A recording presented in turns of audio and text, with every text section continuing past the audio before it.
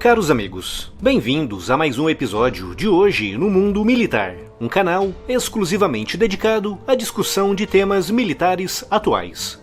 Neste vídeo falaremos sobre a recente entrega do quarto AF-1 modernizado para a Marinha do Brasil, mas por se tratar de uma aeronave relativamente antiga e pelo fato da nossa Marinha não operar mais porta-aviões, vale mesmo a pena modernizá-lo? A Botas Vento é uma empresa 100% nacional, especializada em calçados técnicos impermeáveis de alta performance, sempre preocupada com o conforto, a durabilidade e a tecnologia. Os calçados de nível internacional foram adaptados à nossa realidade de clima e de terreno. Conheça a variada linha de produtos da Botas Vento no site, cujo link está aqui na descrição, e se inscreva também na página Facebook para estar sempre atento às novidades. E para marcar a parceria com o canal, um desconto exclusivo de 20% em todos os produtos do site. O cupom e as regras da promoção estão na descrição. No início dos anos 50, a Marinha dos Estados Unidos procurava com urgência por uma aeronave de ataque que pudesse operar embarcada nos seus porta-aviões. As especificações priorizavam uma aeronave que fosse compacta, leve e simples de ser operada, com o famoso projetista Ed Heinemann, o pai de aeronaves icônicas como o A-20 Havoc e o A-26 Invader, criando aquilo que é visto por muitos como um dos seus projetos mais elegantes, o A-4 Skyhawk. Sabendo que a Marinha procurava um avião compacto para ser operado em porta-aviões sobrelotados, Heinemann criou uma aeronave com apenas a metade do peso exigido. E as suas asas em delta eram tão pequenas que nem precisavam ser dobradas, o que também ajudou a economizar no peso total. Mas apesar do seu tamanho reduzido, que lhe valeu apelidos como Scooter e Kid Car, era incrivelmente veloz, com o protótipo XA-4D1 tendo estabelecido um recorde mundial de velocidade em 1955, ao ultrapassar a barreira dos 1.110 km por hora. Foi introduzido na Marinha dos Estados Unidos em 1956 e rapidamente se tornou um sucesso. Como era pequeno e veloz, podia ser operado a partir de porta-aviões dos tempos da Segunda Guerra Mundial, que não tinham espaço para operar os novos caças F-4 Phantom e F-8 Crusader. No início da Guerra do Vietnã, o A-4 era o principal avião de ataque leve da Marinha dos Estados Unidos, tendo se destacado nos primeiros anos daquele conflito, até ser finalmente substituído pelo A-7 Corsair II.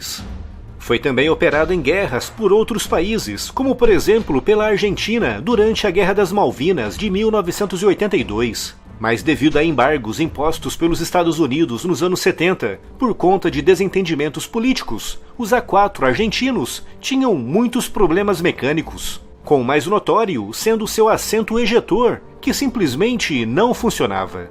Mesmo assim, foram amplamente empregados naquela guerra, com os A-4 argentinos afundando o destroyer Coventry e as fragatas Antelope e Ardent, além de terem danificado com gravidade outros 3 navios britânicos, o que prova que eram eficazes em combate. Dos 48 A-4 Skyhawks que a Argentina usou na guerra, quase a metade, 22 deles, foram perdidos, dos quais 8 em dogfights contra os Sea Harriers britânicos.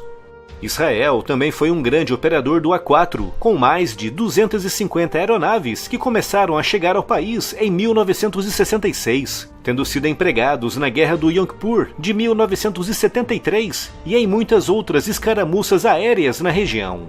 Em 1990, quando Saddam Hussein invadiu o Kuwait, 24 aviões A-4 escaparam para a Arábia Saudita, de onde combateram na guerra contra as forças iraquianas.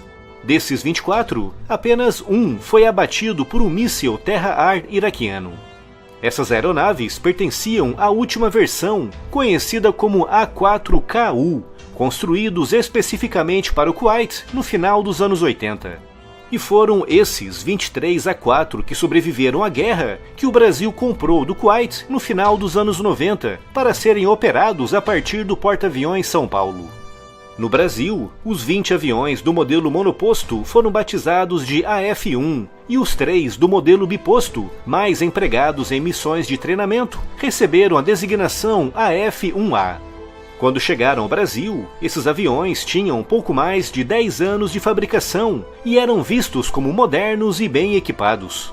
Mas em 2009 já estavam claramente defasados em muitos aspectos técnicos, motivo pelo qual naquele ano foi assinado com a Embraer um grande contrato para modernizar 12 aeronaves.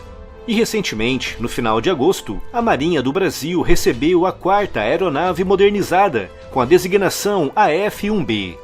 Todos os AF-1 modernizados receberam um radar israelense muito mais moderno, capaz de operar nos modos ar-ar, ar-mar, ar-terra e navegação, mantendo a aeronave como uma boa plataforma para ataque leve, podendo acompanhar até 64 alvos em simultâneo.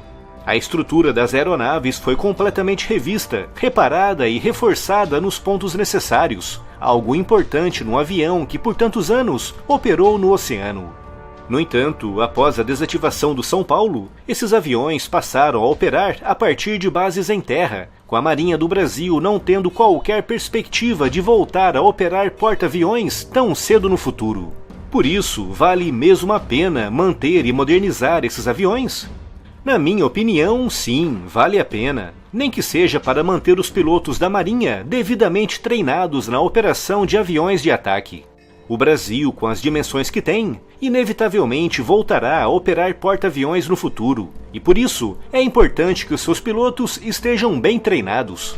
E mesmo que o AF-1 não seja operado embarcado nesse futuro porta-aviões, servirá muito bem para a importante missão de adestramento.